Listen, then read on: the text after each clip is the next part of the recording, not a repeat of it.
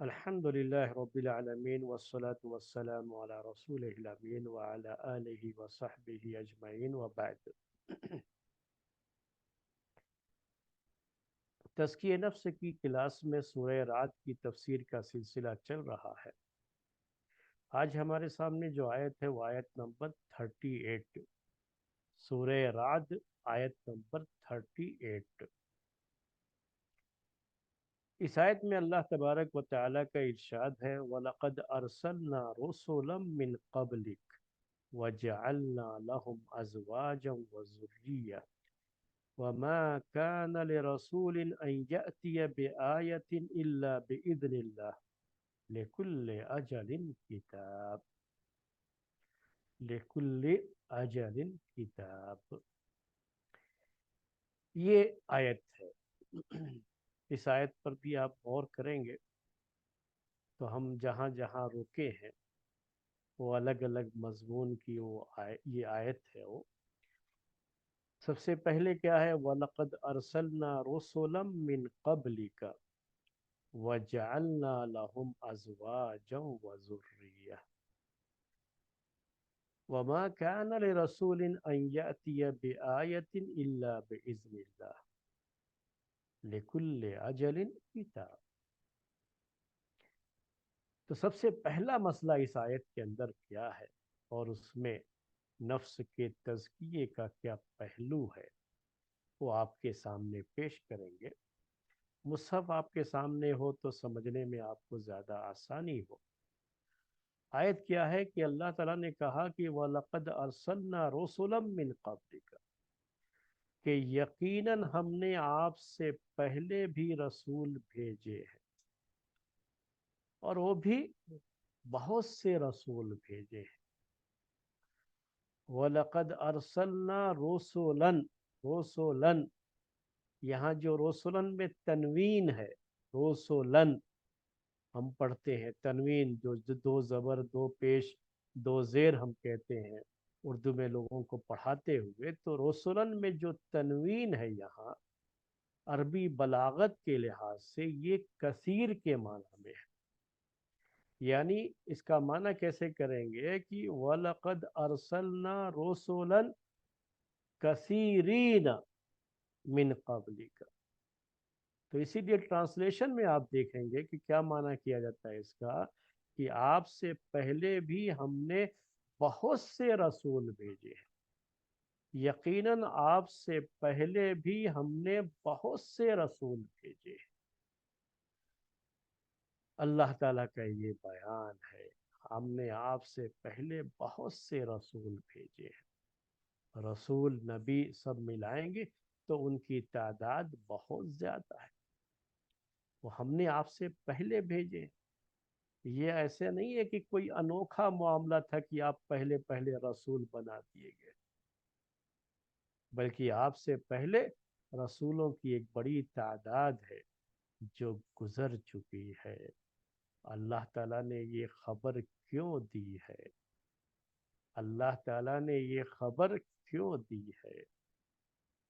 کیا پتہ نہیں ہے لوگوں کو کہ اس سے پہلے بہت سے رسول گزرے ہیں؟ اور یہ خبر بھی اللہ تعالیٰ نے دی ہے تو کس انداز سے دی ہے اس پر غور کیجئے، یہ غور کرنے کی بات ہے۔ خبر کا انداز کیا ہے دیکھیے، وَلَقَدْ، وَلَقَدْ، لام بھی تاکید کے لیے عربی زبان، اور یہ قد بھی تاکید کے لیے ہے۔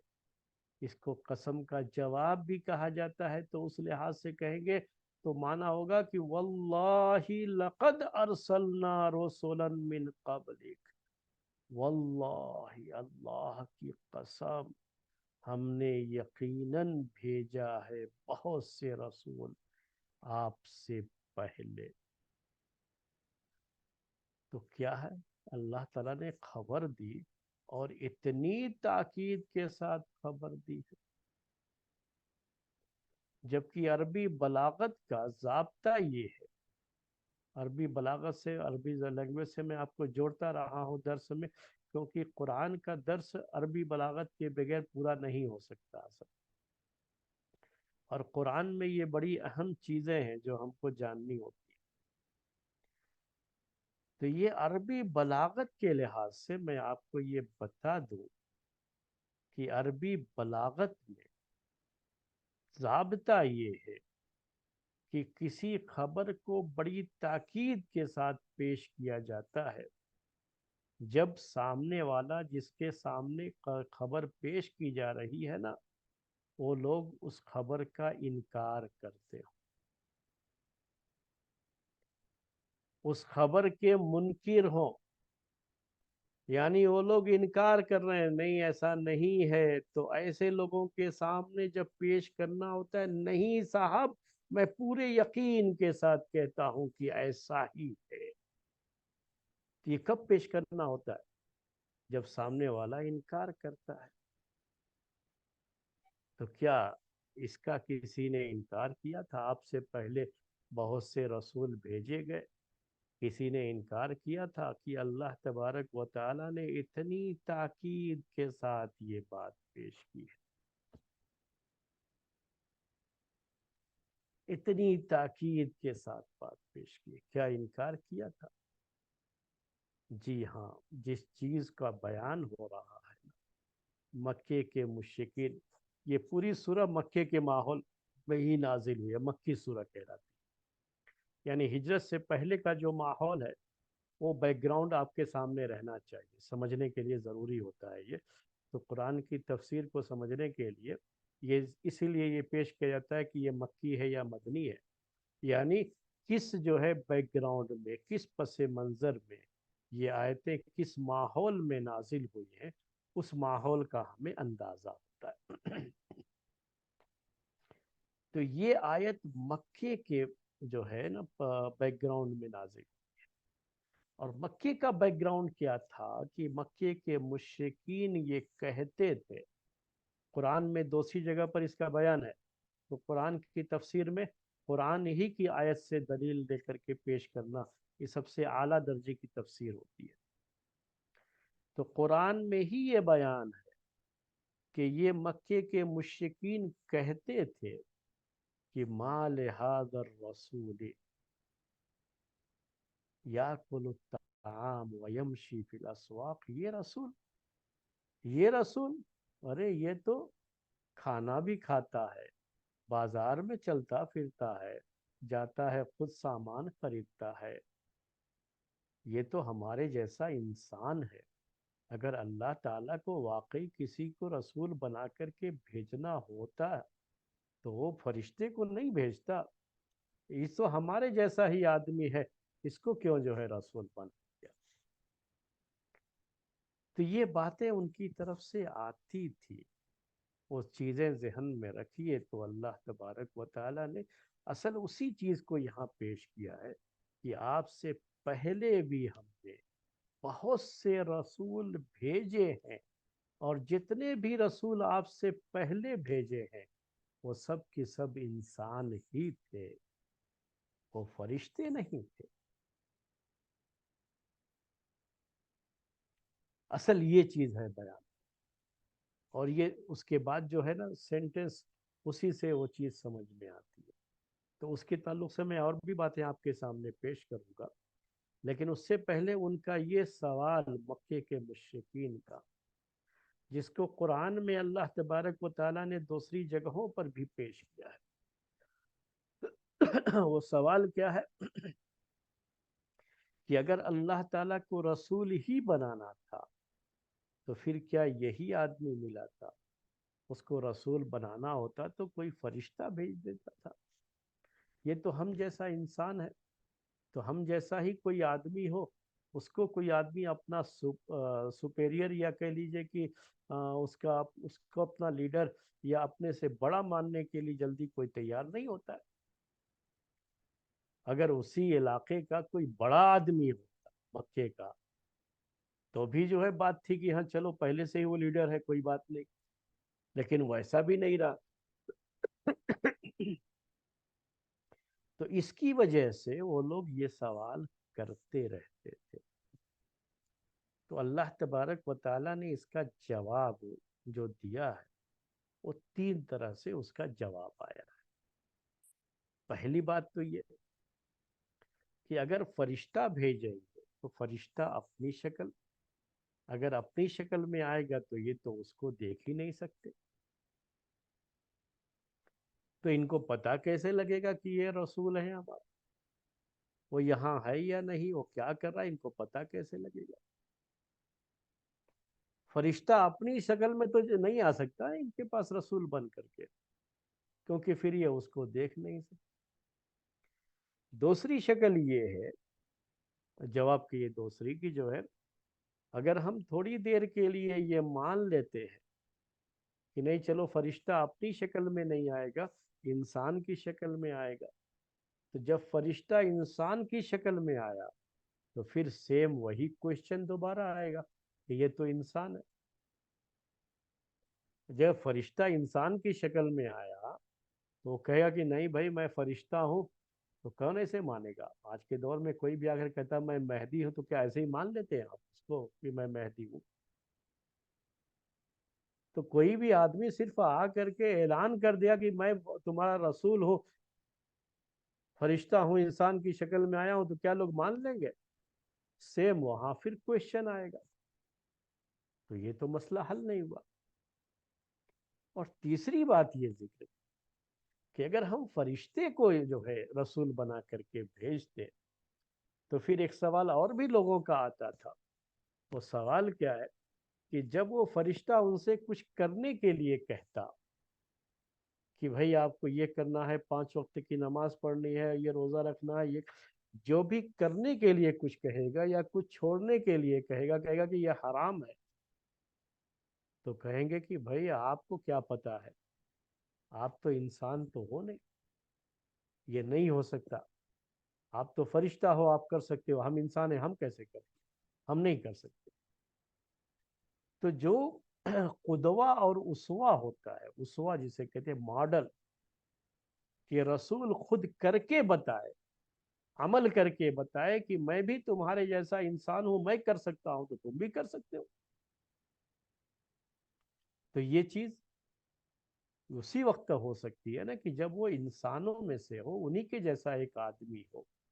یہ کوئی سپر مین کا مسئلہ بھی نہیں، آج کل بڑا بچوں کا یہ رہتا نا سپر مین، جو وہ خواہ مخواہ کی کچھ چیزیں جو ہے بنا لی ہے، حالانکہ کوئی سپر مین ہو بھی سکتا ہے تو وہ رسول ہی ہو سکتا ہے نا، کہ کچھ چیزیں جو اللہ تعالیٰ کی طرف سے اس کو دی جاتی ہیں، وحی کی شکل میں چیزیں آتی ہیں اس کے پاس، لیکن پھر بھی آج کے دور کا جو سپر مین ہوتا ہے بچوں کے لیے، وہ الگ ہی اس کا تصور ہوتا ہے، تو وہ تو کبھی نہیں ہوگا۔ یہ اسی وقت ہو سکتا ہے کہ جب وہ آپ کے جیسا انسان ہے اور آپ کے جیسی اس کی کھانے پینے کی ضرورتیں ہیں، شہوت ہے، سب کچھ ہے، اور پھر بھی وہ اللہ کے حکم کے مطابق زندگی بسر کرتا ہے، تو ایک وہ نمونہ دے رہا ہے آپ کو، ایک اگزامپل سیٹ کر رہا ہے آپ کے لیے کہ آپ بھی کر سکتے ہو، جب وہ کر سکتا ہے تو آپ کے جیسا وہ بھی انسان ہے، وہ کر سکتا ہے تو آپ بھی کر سکتے ہو۔ تو یہ اللہ تبارک و تعالیٰ کی طرف سے جواب جو ہے دوسری جگہوں پر موجود ہے، میں نے اس کا خلاصہ آپ کے سامنے پیش کر دیا ہے۔ تو یہ ان کی طرف سے جو اعتراضات تھے، وہ انکار جو تھا مشرکین کی طرف سے، اصل میں یہ اس کا جواب ہے، اور اسی وجہ سے بڑی تاکید کے ساتھ تھا، کیونکہ وہ مشرکین انکار کرتے تھے، اور ان کے لیے یہ آیت نازل ہوئی ہے۔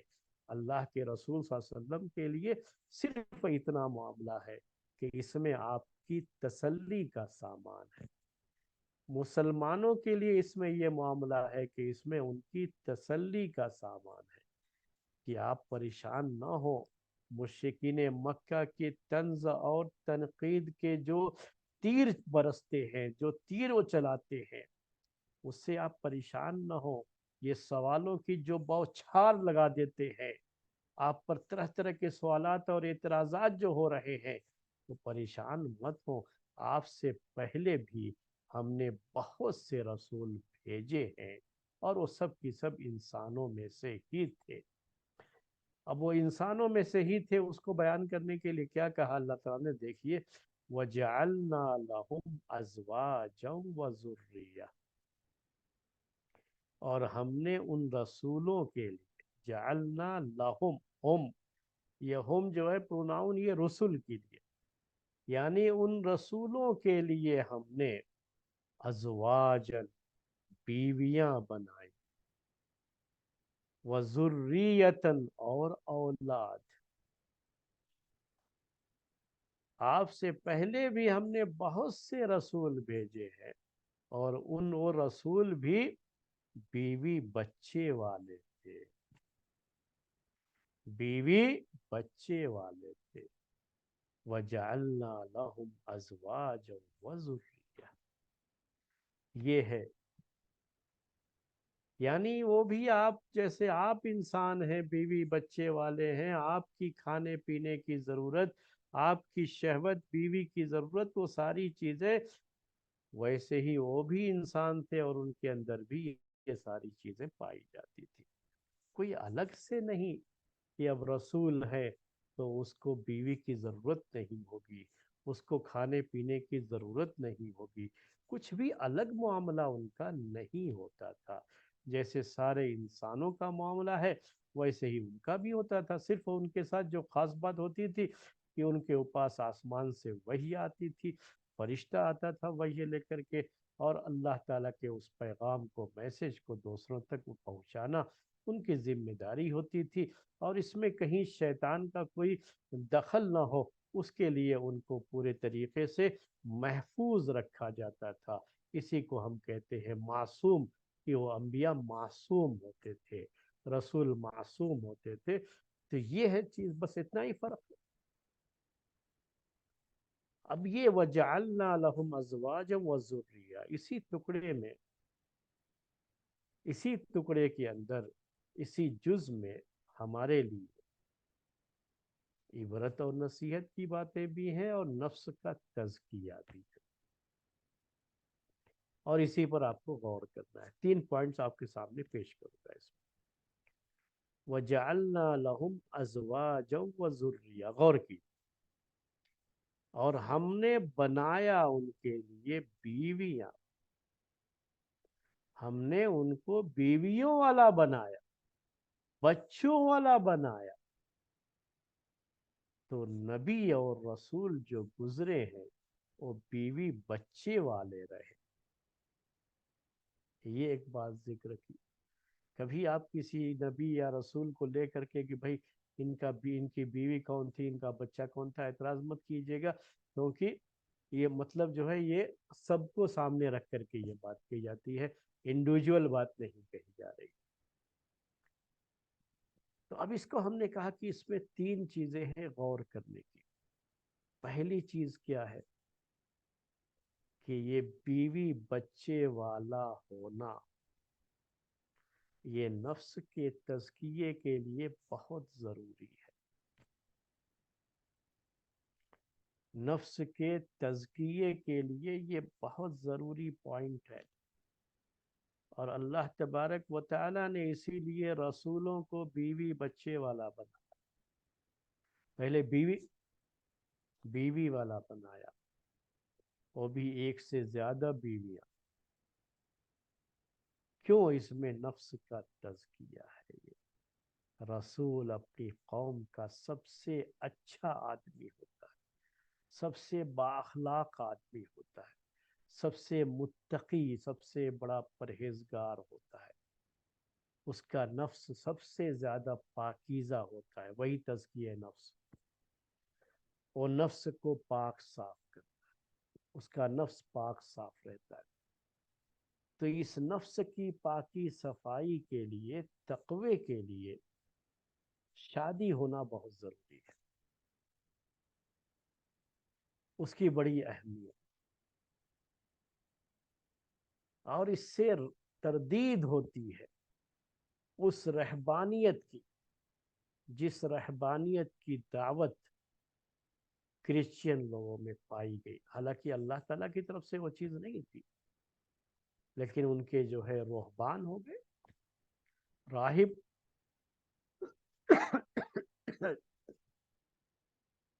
नन औरतों को कहा जाता था कि जिन्होंने ये फैसला कर लिया कि वो शादी ही नहीं करेगी। राहिब होते थे मर्दों में जिन्होंने ये फैसला कर लिया कि वो जो है शादी ही नहीं करेंगे। تو شادی کرنے کو دین کا اور اپنے آپ کو اخلاق کے لحاظ سے، دین کے لحاظ سے بڑے اونچے مقام پر سمجھنے کا یہ جو تصور ہے، یہ بالکل اسلام کے خلاف ہے اور انسانی طبیعت اور فطرت کے خلاف ہے۔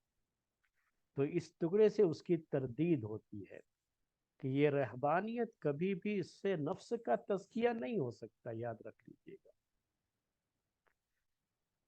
اسی لیے ایسے لوگوں کی آپ جب کہانیاں پڑھیں گے، قصے پڑھیں گے، تو ایک طرف جہاں یہ رہتا ہے کہ یہ لوگ بغیر شادی کے ہیں، شادی شدہ نہیں ہے اور زندگی بھر شادی نہ کرنے کا فیصلہ کر رکھا ہے، تو دوسری طرف ان کی جو اندر کی زندگی ہے اس میں عشق و عاشقی کی ایسی داستانیں ملیں گی کہ لیلا مجنو کی داستانیں بھی شرما جائے۔ ایسا رہا، ایسا ہوتا ہے، کیونکہ وہ انسانی فطرت سے بغاوت ہے، اور جب بھی کوئی آدمی انسانی فطرت سے بغاوت کرتا ہے تو وہ نیک نہیں رہ سکتا۔ نیک رہنے کے لیے ضروری ہوتا ہے کہ وہ انسانی فطرت کے مطابق چلے، اور انسانی فطرت کے مطابق چلنے کے لیے اس کو شادی کرنا ہے۔ یہ کہا وَجَعَلْنَا لَهُمْ أَزْوَاجًا، ہم نے ان کے لیے بیویاں بنائی، ان کو بیویوں والا بنایا۔ تو اگر نیک رہنا چاہتے ہو تو بیویوں والے بنو۔ اللہ تعالیٰ نے کیا کہا قرآن میں؟ وَأَنكِحُوا الْأَيَامَ مِنكُمْ وَالصَّالِحِينَ مِنْ عِبَادِكُمْ، کہ تم میں جو بغیر شادی والے ہیں ان کا نکاح کراؤ، جو تمہارے غلام نیک ہیں ان کا نکاح کراؤ تم۔ حدیثوں میں کیا کہا اللہ کے رسول صلی اللہ علیہ وسلم نے؟ تزوج الودود الولود، خوب جو ہے محبت کرنے والی اور بچے جننے والی عورتوں سے شادی کرو۔ یہ وہی ہے کہ بیوی بچے والے بنو گے، اور جو بیوی بچے والے ہوتے ہیں نا، ان کا تقوی بڑھتا ہے، ان کے نفس کا تزکیہ ہوتا ہے۔ اکیلا آدمی، تو کہتے ہیں اردو میں محاورے میں، آپ لوگ برا نہ مانے تو میں وہ لفظ کہوں کہ اکیلا آدمی کھلا سانڈ ہوتا ہے، اردو میں ایسے ہی کہتے ہیں، کھلا سانڈ ہے یہ، کہیں بھی جو ہے جا سکتا ہے اور کہیں بھی منہ مار سکتا ہے۔ تو یہی حال عورتوں کا بھی ہوتا ہے، یہی حال مردوں کا بھی ہوتا ہے۔ اسی لیے تو پیارے نبی صلی اللہ علیہ وسلم بڑی تاکید کرتے تھے نا نکاح کرنے کی، کہ جیسے ہی نکاح کی عمر ہوتی ہے نا، نکاح کر لو، نکاح میں تاخیر نہیں کرنا۔ اور یہ کہتے تھے، اس میں نفس کا تزکیہ ہے نا، نگاہیں نیچی ہو جاتی ہے، شرمگاہوں کی حفاظت ہوتی ہے۔ نہیں تو چاہے آدمی کچھ بھی کہہ لے، کیا بھی کہے کہ او نہیں نہیں نہیں، میں تو برہم چاری ہوں، میں تو عورت کا تصور بھی نہیں کر سکتا، میرا دھرم نشٹ ہو جائے گا۔ میرے بھائیوں، اس سے نہیں چلتا ہے، یہ تو ظاہر میں ایسا دکھاتے ہیں، لیکن اندر اندر ان کی کیا ان کے اندر چیزیں ہوتی ہیں وہ دنیا جانتی ہے اس چیز کو، کیونکہ فطرت کی بغاوت سے کبھی آدمی نیک نہیں رہ سکتا۔ نیک رہنا ہے تو بیوی بچے والے بن۔ یہ جو ہے رسولوں کو اللہ تعالیٰ نے کیسا بنایا؟ کہا وَجَعَلْنَا لَهُمْ أَزْوَاجًا وَذُرِّيَّةً، اور ہم نے ان کو بیویوں اور بچوں والا بنایا۔ میں نے 3 بات کہی تھی نا، تو ایک بات تو ہو گئی نفس کے تزکیے کے تعلق سے، تو اس میں ایک طرح سے نکاح کی ترغیب بھی پائی جاتی ہے نا، کہ نکاح کرنا چاہیے، بغیر نکاح کے نہیں رہنا چاہیے۔ دوسری بات جو ہمیں اس سے معلوم ہے وہ یہ ہے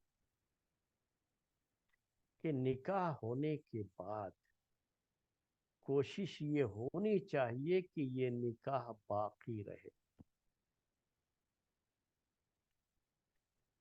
जितना भी आदमी चाहे उसके लिए जो भी कुर्बानी दे सकता है कुर्बानी दे, लेकिन निकाह को बाकी रखे। खास तरीके से मैं अपनी बहनों से ये बात जो है कहूँगा कि निकाह को बाकी रखने के लिए जो कुर्बानियाँ वो देती रही है, हमेशा से देती रही है, उनको वो कुर्बानियाँ दे करके उसको बाकी रखना चाहिए। कि आज के इस दौर में बाप से पूछो कि बाप की नींदें रात की हराम हो जाती है अपनी बच्चियों के लिए मुनासिब रिश्ता ढूंढने। वो बिस्तरों पर करवटें बदलता है, उसको नींद नहीं आती है किसी मुनासिब रिश्ते की तलाश। तो रिश्ते तो यही बड़ी मुश्किल से मिलती है, नहीं मिल रहे। तो कहाँ एक लड़की जो तलाक शुदा हो या खुला खुद से ले ले, उसके लिए कहाँ से। तो जो फ्रेश है यहाँ तो उनका मामला है कि उनके लिए रिश्तों का मसला बड़ा हुआ है। तो जहां तक हो सके निकाह को बाकी रखे। उसको जब अल्लाह ताला ने निकाह की शक्ल पैदा कर दी और अल्लाह ताला की तरफ से ये चीज हो गई, तो अब उसको बाकी रखने की जिम्मेदारी भी होती है। किसके लिए? कि हम बीवी बच्चे वाले रहे, उसके लिए निकाह तो बाकी रखना है। क्योंकि अब इस निकाह के बाद दूसरा निकाह होगा नहीं होगा, वो एक बड़ा मसला है। पहाड़ जैसी जिंदगी होती है तकवे की, ये जिंदगी बगैर निकाह के बहुत मुश्किल है। तो ये कोशिश होनी चाहिए, ये जो है पैगाम है ये नफ्स के तज़किये के ताल्लुक से, कि हर मुमकिन ये कोशिश हो कि निकाह जो हुआ है वो निकाह बाकी रहे। बहुत ही बड़ी मजबूरी कहीं होती है जो बहुत ही रेयर केस हो सकते हैं, तो उसका मामला अलग होता है। या बाज़ दूसरे मुल्कों में अगर इस तरह की चीज़ें होती हैं तो वो मामला अलग हो सकता है। हालात को भी देखा जाता है, अपने मुल्क के हालात को भी देखा जाता है, और अपने माहौल को भी देखा जाता है कि इस माहौल में दूसरे निकाह के ताल्लुक से क्या मसाइल हो सकते हैं। तो एक दूसरी जो है चीज़ ये थी इसके अंदर। तीसरी बात ये है कि कहा वजअलना लहुम अज़वाजन व ज़ुर्रिय्या, और हमने उन रसूलों को बीवियों और बच्चों वाला बनाया। ज़ुर्रियतुन आया है लफ्ज़। तो ज़ुर्रियतुन में क्या है? वो पूरी नस्ल है जो चलती है। अल्लाह ताला ने अंबिया को भी इससे अलग नहीं रखा। अंबिया को भी इसका एक सिलसिला ही उनको भी रखा कि जो है अंबिया के भी बीवी और बच्चे होंगे, रसूलों के भी बीवी और बच्चे, उनकी भी नस्ल चलती रही है। तो शादी का एक बड़ा अहम मकसद ये भी होता है, जहाँ नफ्स का तज़किया, इंसानी शहवत को जायज़ शक्ल में पूरा करने की सूरत में जहाँ नफ्स का तज़किया होता है इसमें, वही नफ्स का तज़किया औलाद की शक्ल में भी होता है। औलाद की शक्ल में क्या मतलब इसका? इसका मतलब ये है कि इंसानों की फितरत में अल्लाह ताला ने जैसे वो शहवत रखी है ना, खाने की शहवत और शर्मगाह की शहवत, ऐसे ही दिल में अल्लाह ताला ने बच्चों की मोहब्बत भी रखी है। एक उम्र होती है, उस उम्र के बाद इंसान अपने आप को अधूरा महसूस करता है, अनकम्प्लीट, जब उसके अपने बच्चे ना हो। नोट कीजिएगा इस चीज़ को, ये बहुत जो है ये नफ्स के तज़किये के लिए। وہ دوسرے کے بچوں کو دیکھ کر کے للچاتا ہے کہ کب میرا اپنا کوئی بچہ ہوگا. عورت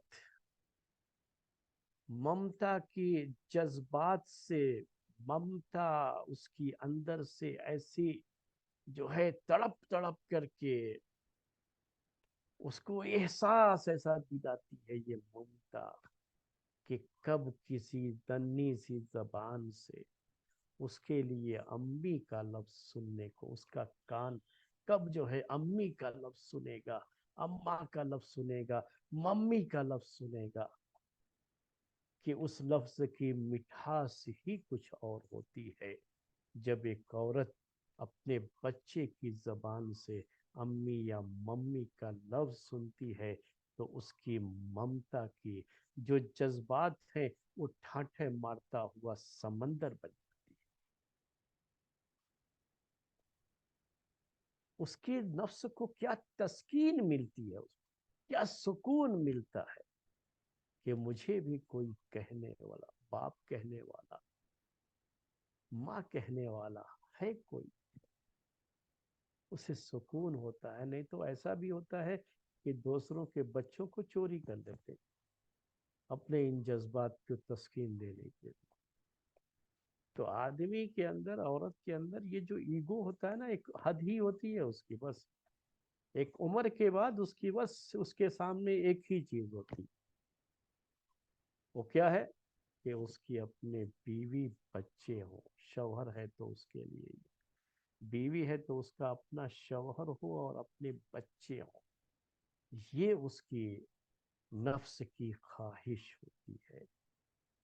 اور جب یہ چیز ہوتی ہے تو اس کو سکون ہوتا ہے، اس کے نفس کو تسکین ملتی ہے. سکون کا ذریعہ ہے یہ. آپ خود جو ہے، آپ میں سے ہر کسی سے میں یہ بات کہہ رہا ہوں، اپنے دل پر ہاتھ رکھو اور پوچھو کہ جہاں کہیں بھی آدمی رہتا ہے، جب اپنے گھر میں واپس آیا اور اس گھر میں اگر اس کی ایک محبت کرنے والی، انتظار کرنے والی، اپنی محبت نچھاور کرنے والی بیوی اس کے انتظار میں ہو، اور اس کے بچے، پیارے سے بچے اس کے انتظار میں ہوں، اور گھر میں آتے ہی جب خوشیوں سے دم جو ہے، خوشیوں سے بھرا ہوا ان کا چہرہ، دمدماتا ہوا ان کا چہرہ وہ دیکھتا ہے تو اپنی ساری تھکن بھول جاتا ہے. کتنا سکون محسوس کرتا ہے. اس کے مقابلے میں وہ شخص جو گیا آفس میں تھکا مارا، گھر آیا تو نہ بیوی ہے نہ بچے ہیں. دوستوں میں کب تک آدمی گپ شپ کرتا رہے گا؟ اپنے رشتہ داروں کے بچوں سے کب تک کھیلتا رہے؟ اپنا ہو تو اپنائیت کا احساس ہوتا ہے، وہ ایک الگ ہی احساس ہوتا ہے میرے. اور اس سے بڑھ کر انسان کے لیے دنیا میں اور کوئی خوشی نہیں. اسی لیے نیک بیوی قرار دیا اللہ تبارک و تعالی نے عورت کو، نیک عورت قرار دیا اس عورت کو کہ جس کا شوہر جب گھر آئے اور اس کی نگاہ اپنی بیوی پہ پڑے تو اس شوہر کا دل خوش ہو جائے، وہ صرف دیکھ کر کے ہی خوشی محسوس کرے. اگر معاملہ ایسا ہونے لگتا ہے کہ نہیں، وہ تو بیوی کی شکل دیکھ کر کے اس کے غصے کا پارا چڑھ جائے، اگر بیوی ایسی ہو تو پھر وہ سکون نہیں رہتا ہے. وہ سکون جو ہونا چاہیے نا، وہ سکون ختم ہو جاتا ہے. پھر انسانی زندگی کا وہ مزہ بھی ختم ہو جاتا ہے. تو اللہ تعالیٰ نے کیا کہا کہ ہم نے ان رسولوں کے لیے بیویاں بھی بنائے، ان کو بیویوں والا بھی بنایا اور بچوں والا بھی. اور یہ بچے بھی بس ایک ہو گئے، دو ہو گئے تو کافی ہیں، ویسا بھی نہیں، بلکہ ذریت کے لفظ میں اس کی کثرت کا بھی ہم کو پتہ چلتا ہے. کہ یہ بچے جتنے زیادہ ہوتے ہیں اتنا ہی سکون بھی زیادہ ہوتا ہے۔ آج ہم لوگوں نے ذہنوں میں کیا بیٹھا لیا ہے؟ یہ لوگوں نے بیٹھایا ہے ذہنوں میں، اور ہم نے جو ہے اس کو مان لیا کہ وہ بچے زیادہ رہیں گے تو کیسے پالیں گے، پھر کہاں سے ان کی تعلیم ہوگی، کیا ہوگا۔ ارے پالنے والے ہم تھوڑی نہ ہوتے ہیں، وہ تو اللہ تعالیٰ ہے۔ یہ نفس کا تزکیہ ہے، یہ انتظام بھی وہی کرتا ہے، دیتا وہی ہے، سب کچھ وہی کرے گا، برکتیں وہی نازل فرمائے گا۔ انبیاء کرام کو اللہ تعالیٰ نے بیویوں والا بنایا، بچوں والا بنایا، اور انہی کی زندگی ہمارے لیے نمونہ بھی ہے، اور ہمارے لیے آئیڈیل وہی ہے، ہمارے لیے ماڈل انہی کی زندگی ہے۔ اور ہمارے لیے ہی تو اللہ تعالیٰ نے یہ ذکر فرمایا ہے۔ تو رسولوں کا یہ معاملہ، یہ تین چیزیں تھیں، وَجَعَلْنَا لَهُمْ أَزْوَاجًا وَذُرِّيَّةً۔ یہ بڑا اہم پوائنٹ تھا یہ، کہ ہم نے ان رسولوں کو بیویوں اور بچوں والا بنایا۔ تو اس میں ایک ترغیب ہوتی ہے کہ کوئی آدمی بغیر شادی کے نہ رہے، اس کی ایک ترغیب ہوتی ہے۔ اب ہمارے یہاں یہ بہت بڑا مسئلہ ہے کہ رشتے ملتے نہیں ہیں۔ میں خود بتا رہا ہوں آپ لوگوں کو، اور میں خود بھی اس طرح کے تجربے سے گزر رہا ہوں، تو مجھے پتا ہے، مجھے یہ احساس ہے کہ جب بچیاں شادی کی عمر کو پہنچ جاتی ہیں تو اب مجھے یہ احساس ہوا ہے کہ باپ کی نیندیں کیوں حرام ہو جاتی ہیں۔ ہمارے اس ماحول کی بات ہو رہی، جہاں بہت کچھ دیکھ کر کے رشتہ کرنے کا مسئلہ ہوتا ہے، اور آسان نہیں ہوتا پھر اس کے بعد کہ کہیں رشتہ ہو۔ لڑکیوں کے رشتوں کو لے کر کے بہت زیادہ سوچنا پڑتا ہے۔ تو وہ چیزیں ہیں، ہم تو یہی چاہ رہے ہیں کہ بغیر شادی کے کوئی نہ رہے، لیکن رشتہ نہیں ملتا ہے۔ مناسب رشتے کے مسئلے اپنی جگہ پر سر اٹھائے ہوئے ہیں، پریشانیاں ہیں اس کو لے کر کے۔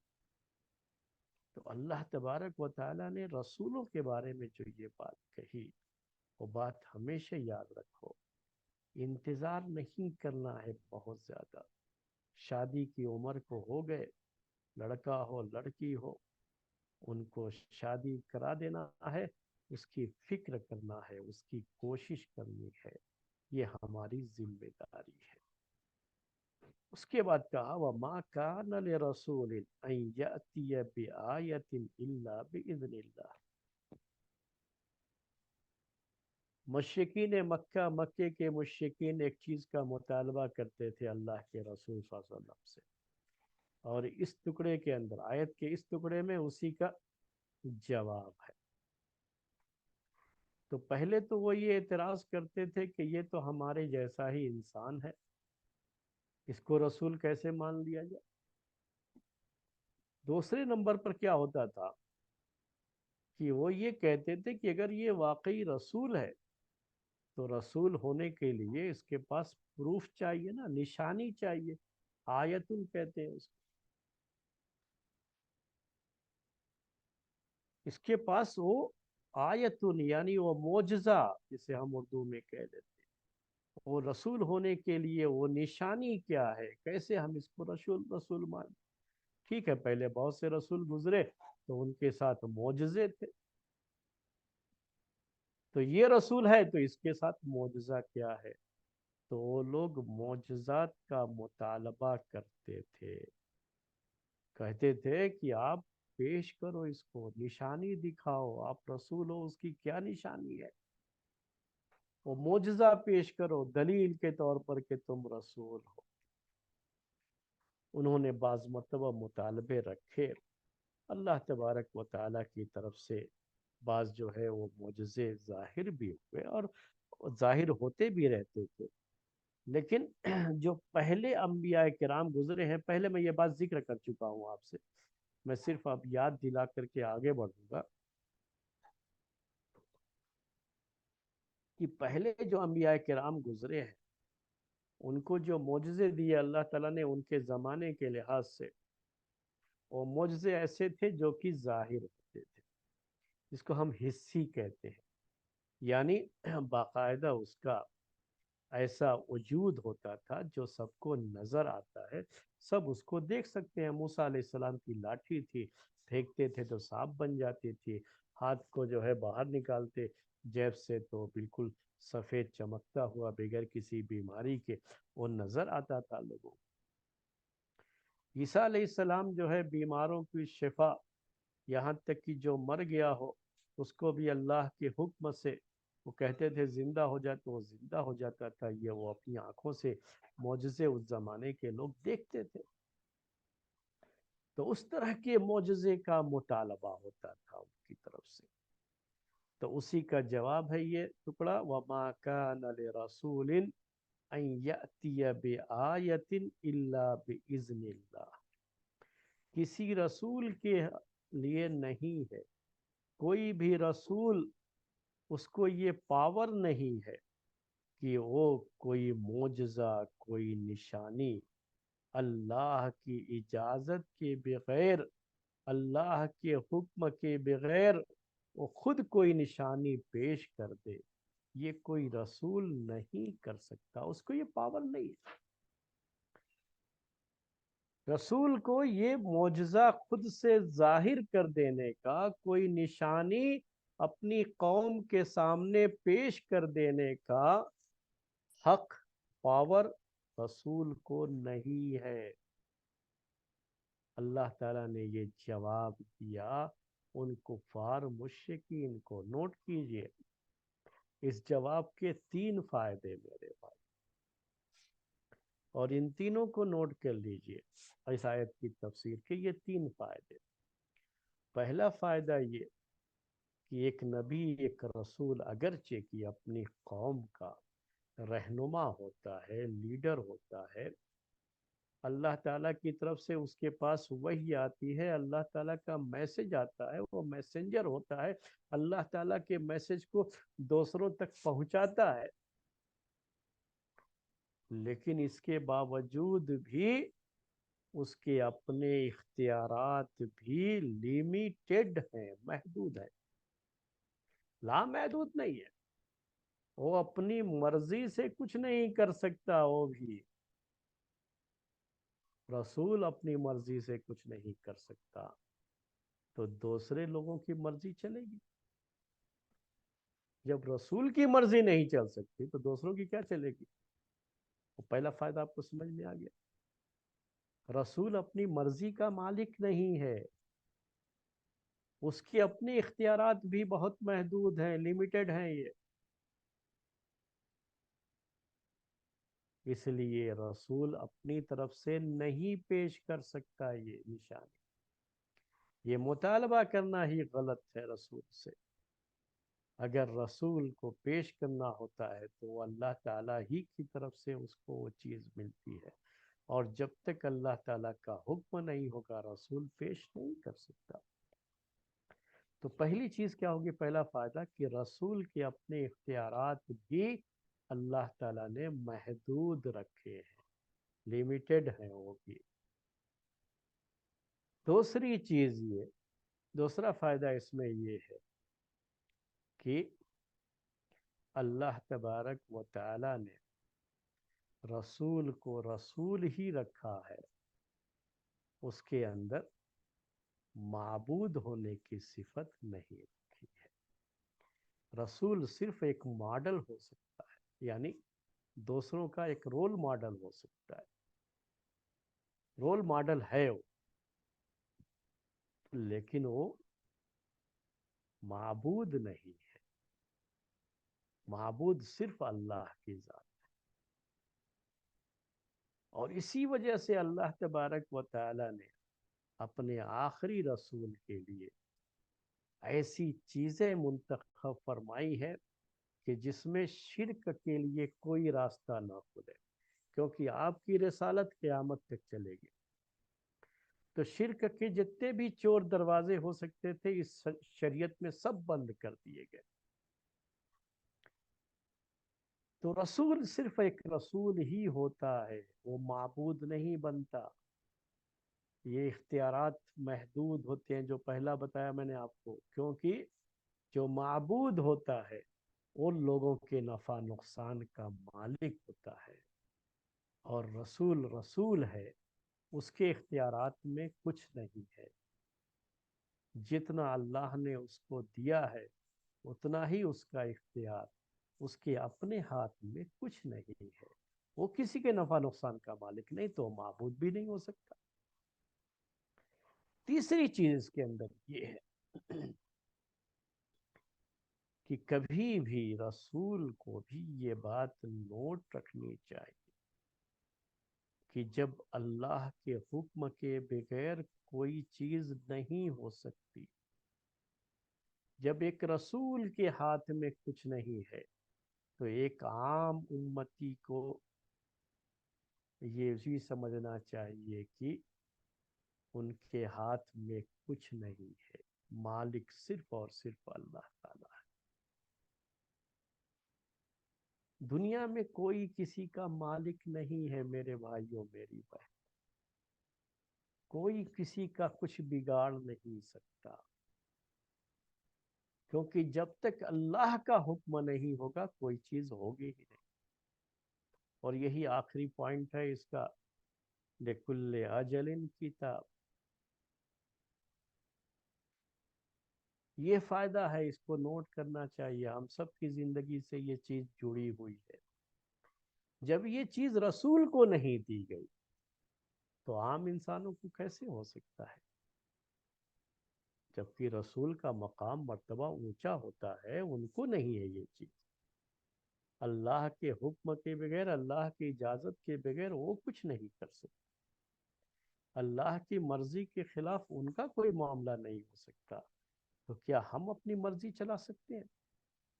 ہماری بعض بہنوں کی طرف سے ابھی آج کل یہ رہتا ہے، تو میں اس لیے چیز زیادہ پیش کرتا ہوں کہ ہماری مرضی، ہماری مرضی، میری مرضی، میری مرضی۔ ایک مسلمان کا جواب کبھی نہیں ہو سکتا میری مرضی، نہیں، اس کا جواب ہمیشہ کیا ہوگا؟ اللہ کی مرضی۔ جو اللہ کی مرضی ہے وہ ہونا ہے، جو اللہ چاہتا ہے، جو میرا رب چاہتا ہے وہ ہونا ہے۔ میں کیا چاہتا ہوں یہ زیادہ اہمیت نہیں رکھتی ہے چیز، اہمیت زیادہ یہ اس بات کی ہے کہ میرا رب کیا چاہتا ہے۔ تو کبھی بھی ایک نبی، ایک رسول بھی اپنی مرضی سے کوئی معجزہ نہیں پیش کر سکتا جب تک اللہ کا حکم نہیں ہوگا، جب تک اللہ کی اجازت نہیں ہوگی، جب تک اللہ کی طرف سے اس کو پاور نہیں دیا جائے گا، کیونکہ یہ پاور اس کا اپنا نہیں ہوتا ہے، یہ پاور تو اللہ تعالیٰ اس کو دیتا ہے اس کے لیے۔ اب آخری چیز کیا ہے اس میں؟ لِكُلِّ أَجَلٍ کتاب۔ بعض مفسرین کہتے ہیں کہ اس کی ترتیب اصل یہ ہے، لِكُلِّ كِتَابٍ أَجَلٌ،